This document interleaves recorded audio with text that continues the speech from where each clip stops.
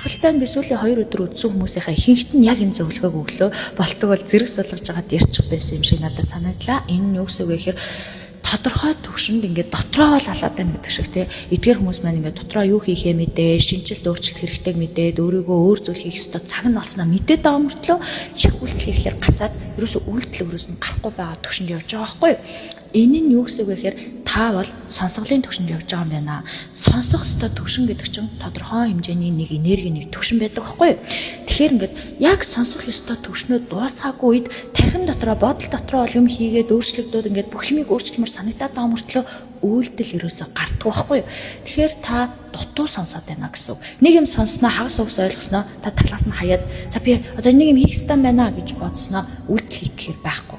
Энэ бол та дахиад сонсох ёстой гэсэн үг. Та энэ сонсох ёстой төвшнгөө дүүртэл нь ингээ асгартал нь сагдал нь сонсч иж та гинт босож юм хийдэг ээ. Юу вэ гэхээр яг ингээ тархиа бүртээ юу л мэдмээрэн, юу сонсмоор нь өөртөөгөө ажиллах, юу л танд хэрэгтэй тэр болгоныг голохгүй зүгээр л сонсоод бай.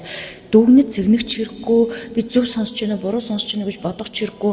Энэ зөв, энэ муухайч гэж бодохгүй зүгээр л юу танд гарч ирнэ тэр чинь угаасаа сүнслэг энергиэрээ тантай холбоотой мэдээлэлүүд гарч ирж байгаа.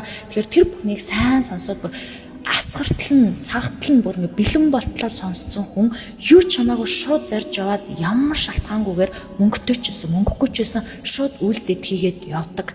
Энэ төвшөнд очих хүртэл бол та хангалттай сонсож эхлээд оюуныхаа чадварыг бэлэн болгох хэрэгтэй. Оюун сэтгэл энерги бэлэн болохоор хүн угаас ямар шалтгаангүйгээр босоод юм хийдэг.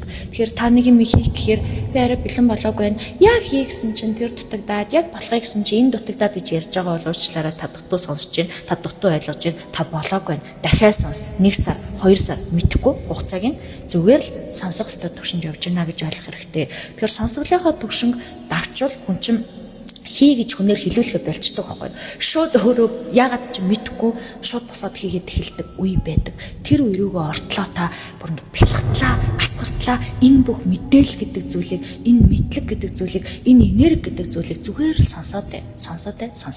Сонсож ийн гэдэг чинь таны энергийн идэвхрэлт явагдаж ин гэсэн. Тэгээд таны тарих дотроо өөрийгөө бэлдээл байгаа гэсэн. Юу хийхдээ бэлдээл байгаа. Тэгэхээр дутуу сонсчвал дутуу л бэлдэнэ. Бэлтгэл дутуу бол нэг хэсэг яг юмаа хийж явж байгаа тэгээ гацаа зогсчдөг байхгүй. Тэгэхээр тэхгүй тулд та нартай ингээ хэлж байгаа юм шүү. Ингээ та нартай амжилт хүсье.